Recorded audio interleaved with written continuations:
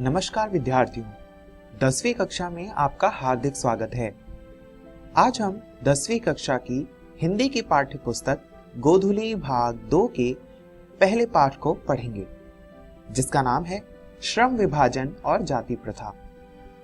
विद्यार्थियों, नाम से ही आपको पता चल गया होगा कि यह एक महत्वपूर्ण पाठ है, इसीलिए इस वीडियो को ध्यानपूर्वक देखिए। तो आइए देखते हैं आज की इस वीडियो में हम क्या क्या पढ़ेंगे। आज की इस वीडियो में हम सबसे पहले पाठ से जुड़ी हुई कुछ बातों को जानेंगे, जिसे हम पाठ प्रसंग कहते हैं। इसके बाद हम इस अध्याय के पहले 2 अनुच्छेदों की व्याख्या करेंगे, यानी पहले 2 पैराग्राफ को समझेंगे और इन पैराग्राफ को समझते हुए हम जाति से संबंधित तर्क वितर्कों का अध्ययन भी करेंगे। तो आइए शुरू करते हैं इस वीडियो को। विद्यार्थियों, स्क्रीन पर देखिए, आपको एक व्यक्ति का चित्र दिखाई दे रहा होगा। क्या आप इस व्यक्ति को पहचानते हैं?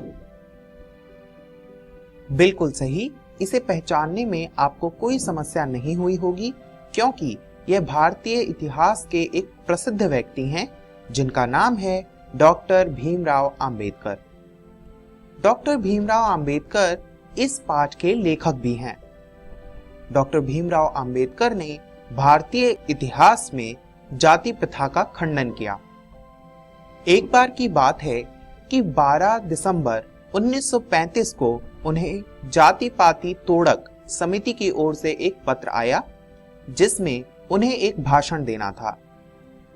इस भाषण को यहां निबंध के रूप में प्रस्तुत किया गया, किंतु यह भाषण उस आयोजन में नहीं पढ़ा जा सका, क्योंकि जब समिति ने उनके इस भाषण को पढ़ा तो उन्होंने उन्हें यह भाषण बदलने के लिए कहा, किंतु डॉक्टर भीमराव अंबेडकर ने उसे नहीं बदला और इस कारण उस वर्ष यानी 1936 में जाति पाति तोड़क समिति का एक भी अधिवेशन नहीं हुआ। बाद में डॉक्टर भीमराव अंबेडकर ने अपने खर्चे पर इस भाषण को अंग्रेजी में एक पुस्तक के रूप में प्रकाशित कराया, जिसका नाम था एनिहिलेशन ऑफ कास्ट। विद्यार्थियों, आज हम इसी पुस्तक के एक छोटे से भाग को पढ़ने वाले हैं, जिसका नाम है श्रम विभाजन और जाति प्रथा। तो आइए विद्यार्थियों शुरू करते हैं। विद्यार्थियों, स्क्रीन पर आपको इस पाठ का पहला अनुच्छेद दिखाई दे रहा होगा। इस अनुच्छेद में डॉक्टर भीमराव अंबेडकर कहते हैं कि उनके लिए यह बहुत ही विडंबना की बात है कि आज भी लोग जातिवाद के समर्थक हैं।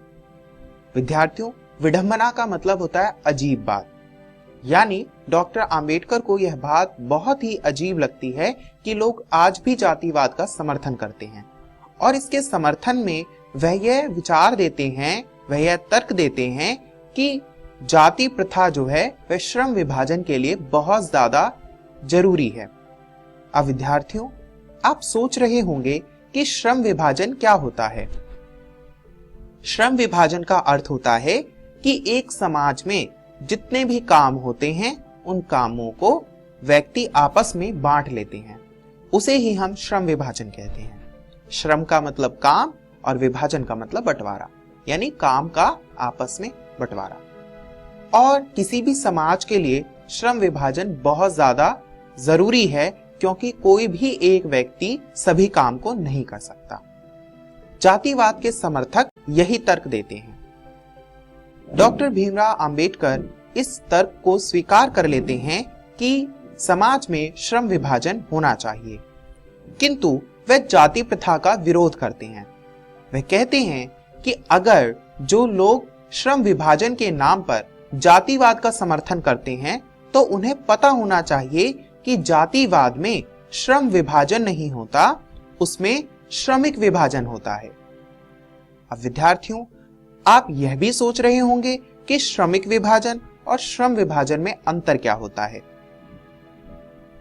वास्तव में श्रम विभाजन का मतलब होता है काम का बंटवारा, किंतु श्रमिक विभाजन होता है काम करने वाले लोगों का बंटवारा। श्रमिक यानी किसी काम को करने वाला और विभाजन यानी बंटवारा, यानी काम के आधार पर लोगों का विभाजन। और जाति प्रथा में काम के आधार पर ही लोगों को ऊंच या नीच स्तर पर बांटा जाता है। इसीलिए डॉक्टर भीमराव अंबेडकर इस तर्क को अस्वीकार करते हैं और इसका विरोध करते हैं। वे कहते हैं कि ये जो श्रमिक विभाजन है वह समाज के लिए अनुचित है। अगर श्रम विभाजन समाज की जरूरत है तो श्रमिक विभाजन समाज का एक बहुत बड़ा दोष है, समाज के विकास में एक बहुत बड़ी बाधा है। इसके बाद डॉक्टर भीमराव अंबेडकर भारतीय समाज की जाति प्रथा का उल्लेख करते हैं। वो कहते हैं कि भारतीय समाज में जैसी जाति प्रथा देखने मिलती है, यानी कैसी जाति प्रथा देखने को मिलती है कि यहाँ पर श्रम विभाजन किया जाता, यहाँ पर श्रमिकों का अस्वाभाविक विभाजन किया जाता है। तो वह इसी को आधार बनाकर कहते हैं कि ऐसा श्रमिक विभाजन विश्व के किसी भी समाज में नहीं पाया जाता, इसीलिए जातिवाद का सर्वथा खंडन होना चाहिए। आइए विद्यार्थियों, अगला अनुच्छेद पढ़ते हैं।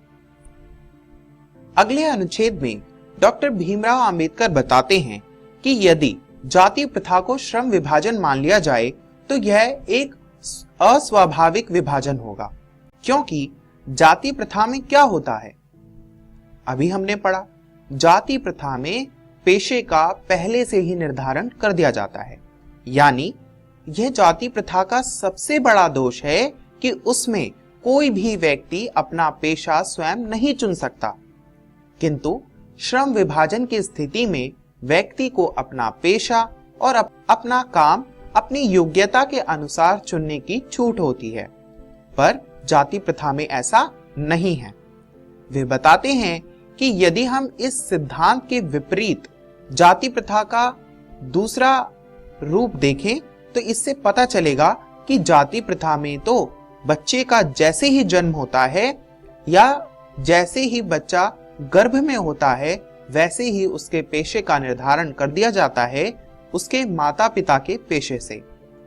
उदाहरण के रूप में यदि किसी बच्चे के माँ बाप टोकरी बुनने का काम करते हैं तो मजबूरीवश जाति प्रथा के अंदर उसके बच्चे को भी टोकरी बुनने का काम ही करना पड़ेगा, चाहे उसकी इसमें रुचि हो या ना हो, जिसका अंबेडकर ने विरोध किया है।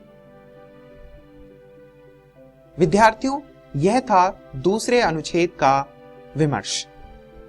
आज के इस वीडियो में हमने देखा कि श्रम विभाजन और जाति प्रथा का क्या अर्थ है। हमने अध्याय के 2 अनुच्छेदों को पढ़ा। पहले अनुच्छेद में हमने यह जाना कि जाति प्रथा और श्रम विभाजन क्या है। इसके बाद हमने श्रम विभाजन और श्रमिक विभाजन के अंतर को समझा। श्रमिक विभाजन और श्रम विभाजन के अंतर को समझते हुए हमने जाति प्रथा के दोष का भी वर्णन किया। विद्यार्थियों, स्क्रीन पर कुछ प्रश्न दिखाए जा रहे हैं। इन प्रश्नों को आप ध्यानपूर्वक नोट कर लीजिए। घर पर जाकर इन 2 अनुच्छेदों को पढ़कर इन प्रश्नों के उत्तर लिखने का प्रयास कीजिए। अगली वीडियो में हम शेष अध्याय को पढ़ेंगे और समझेंगे। इसीलिए विद्यार्थियों, घर से प्रश्नों के उत्तर लिखने के साथ साथ आप शेष अध्याय को भी पढ़कर आएं, जिससे आपको यह पाठ पूरी तरह समझ में आ जाए। इस वीडियो को देखने के लिए बहुत बहुत